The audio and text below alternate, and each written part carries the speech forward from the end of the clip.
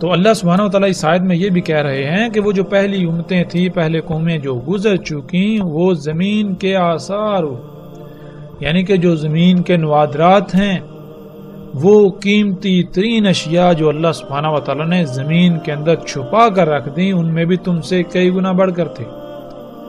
اور آج جب ہم غور و فکر کریں، آج ہم دیکھیں کہ وہ کون سی نوادرات ہیں زمین کی، وہ کون سی قیمتی ترین اشیاء ہیں جو اللہ سبحانہ وتعالیٰ نے زمین میں چھپا کر رکھ دی اور انسان کو حاصل ہو چکی ہیں، جو آج انسان کے اثاثوں میں شمار ہیں۔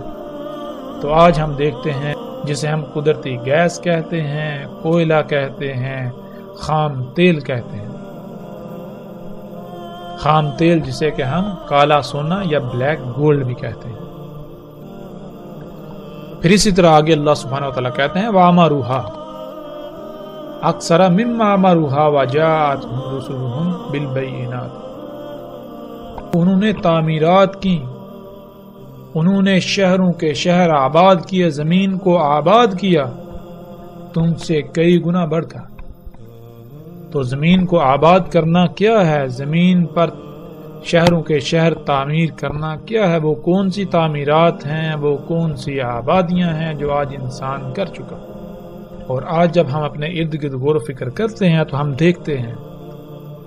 دیکھتے ہیں کہ آج ہمارے ارد گرد ہر طرف بلند و بانگ بڑی بڑی عمارتیں، جدید ترین شہر جن میں جدید ترین آمد و رفت کا نظام، سہولتیں، آسائشیں اور بڑے بڑے شہر آباد ہیں۔ اللہ سبحانہ وتعالیٰ نے اس آیت میں بالکل واضح کر دیا کہ یہ صرف تم نہیں کر چکے، یہ تم سے پہلے ہو چکا۔ جو تم سے پہلے زمین پر آباد تھے، جو قومیں ہلاک ہوئیں، وہ تم سے ان سب میں کئی گنا بڑھ کر تھیں۔ اور پھر ان کا انجام کیا ہوا؟ بار بار اللہ سبحانہ وتعالیٰ یہی کہہ رہے ہیں کہ ان کا انجام یہ ہوا کہ وہ ہلاکت کا شکار ہوئے۔ کس وجہ سے؟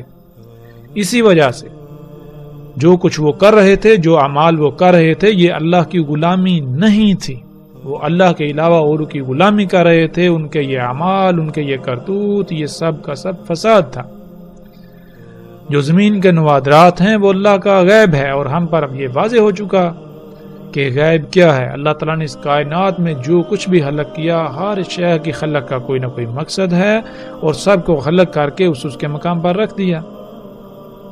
جب تک تمام مخلوقات اپنے اپنے مقام پر رہتے ہوئے اپنی اپنی ذمہ داری پوری کریں گی تو یہ میزان قائم رہے گا، ورنہ اس میں خسارہ ہو جائے گا۔ اور اگر ہم غیب پر ایمان نہیں لائیں گے، غیب کے ساتھ چھیڑ چھاڑ کریں گے، غیب کو نکالیں گے، غیب کا کفر کریں گے، اللہ کے رسولوں کی تکذیب کریں گے، تو پھر انجام کیا ہوگا؟ اللہ سبحانہ تعالیٰ نے قرآن میں یہ بالکل واضح کر دیا۔ پھر اللہ سبحانہ تعالیٰ نے اجل کو بھی خلق کیا، اجل مسمى۔ جب ہم ان میں چھیڑ چھاڑ کریں گے تو اس کا رد عمل پیدا ہوگا، اس رد عمل سے پھر وہ اجل آئے گی، وہ تباہی آئے گی، جس کا شکار پھر انسان ہی ہوں گے۔ اور پھر اللہ سبحانہ تعالیٰ نے یہ بالکل واضح کر دیا کہ پچھلی قوم میں جو یہ سب کچھ کر رہی تھیں، تو ان کے پاس آئے ان کے رسول، جنہوں نے آ کر سب کچھ کھول کر واضح کر دیا کہ جو کچھ یہ تم کر رہے ہو یہ اصلاح نہیں ہے، یہ فساد ہے، اس کا انجام کیا ہے۔ اور اللہ سبحانہ وتعالیٰ پھر یہ بھی کہہ رہے ہیں کہ اللہ ظلم نہیں کرتا، اور لیکن انسان خود ہی ظلم کرتے ہیں، یہ خود ہی ظلم کرتے ہیں۔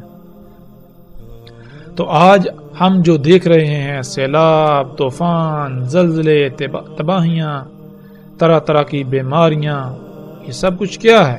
یہ سب کچھ ظلم ہے۔ اور یہ ظلم کون کر رہا ہے؟ اللہ سبحانہ وتعالیٰ نے تو بالکل واضح کر دیا کہ اللہ یہ ظلم نہیں کر رہا، اللہ ظلم نہیں کرتا، یہ تم خود ہی ظلم کر رہے ہو۔ اور یہ کیسے ہو رہا ہے؟ یہ اللہ کی آیات کا، اللہ کے رسولوں کا، اللہ کی ہدایات کا کفر کرنے سے، اللہ کے علاوہ اوروں کی غلامی کرنے سے، جو کچھ تم اس کائنات میں کر رہے ہو۔